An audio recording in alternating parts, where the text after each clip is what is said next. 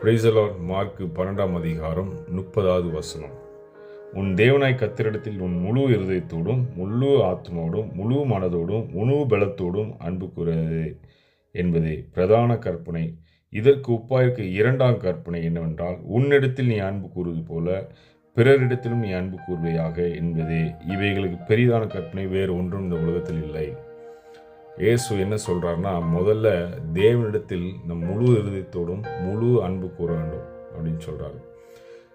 ஏனாதொன்னு இருக்கக்கூடாது. ஆண்டவரை தேடும்போது, வேத வாசிக்கும் போது சரி, பைபிள் வாசிக்கும் சரி, ஆராதிக்கும் போது சரி, செபிக்கவும் சரி, ஏதோ கடமைக்குன்னு ஆலயத்துக்கு வரக்கூடாது, கடமைக்குன்னு போகக்கூடாது. இந்த வாரம் ஆராதனைக்கு போயிட்டு வந்தால் வேலை முடிஞ்சதுன்னு நினைக்கக்கூடாது. அனுதினமும் ஆண்டவரை நம்ம ஆராதிக்கணும். அனுதினமும் நம்ம தேவனிடத்தில் பாதப்பல் உட்காரணும். அனுதினமும் நமக்கு பாடுகள் உண்டு, பிரச்சனைகள் உண்டு.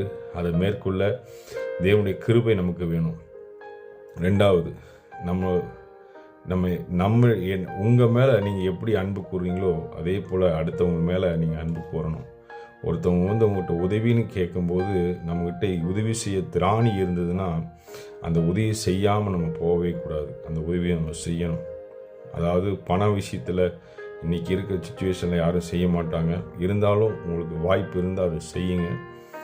மற்றபடி மற்ற உதவிகள் செய்யக்கூடுமானால், ஈஸியாக நீங்கள் செய்யக்கூடுமானால், தேவனுடைய அன்பு உங்களுக்கு எப்படி வெளிப்படுத்த முடியும்னா, ஆண்டவர் எப்படி உலகம் முழுவதும் இலவசமாய் சுவிசேஷம் சொல்லி சீசராக்கி வியாதிகளை சுத்தமாக்கி இலவசமாய் பெற்றீர்கள், இலவசமாய் கொடுத்தீர்களோ அதே போல் உங்களால் முடிஞ்சதை என்னென்ன பக்கத்தில் இருக்கவங்களும் சரி, என்ன ஒரு உதவி கேட்டாலும் அதை செய்ய நீங்கள் முன் வரணும்.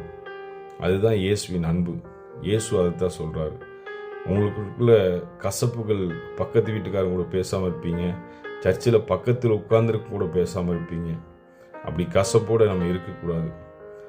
வேலை செய்கிற இடத்துல பேசாமல் இருப்பீங்க. ஒருவேளை உங்கள் உயர் அதிகாரி உங்களோட கூட உங்களுக்கும் அவருக்கு ஒரு பிரச்சனையாக இருக்கலாம். அந்த மாதிரி அநேக இடத்துல மனுஷன் கூட பிரச்சனை இருக்கலாம். ஆனால் அது எல்லாவற்றையும் எடுத்து போட்டுட்டு தேவனுடைய அன்பை நீங்கள் அந்த இடத்துல வெளிப்படுத்தும் போது ஆவியானவர் உங்கள் வாழ்க்கையில் கிரியை செய்வார். ஏன் இதை சொல்கிறேன்னா, நம்ம தேவனுடைய அன்பு வெளிப்படும் போது நிறைய காரியங்கள், நிறைய பிரச்சனைகள் ஈஸியாக சுலபமாக தீரும். அதுக்கு தான் சொல்கிறேன், அன்பை மட்டும் வெளிப்படுத்துங்க. அன்பின் சின்னம்தான் இயேசு. இயேசு கிறிஸ்து இந்த உலகத்துக்கு அன்பை மாற்றம் நேசிக்கும்படி வந்தார். பாவிகளை நேசிக்க வந்தார். மனம் திரும்புங்கள், பரலோக ராஜ்யம் சமீபமாயிருக்கிறது. இயேசு கிறிஸ்து சீக்கிரம் வரப்போகிறார். கர்த்தராகிய இயேசு உங்களோடு இருப்பதாக. ஆமென்.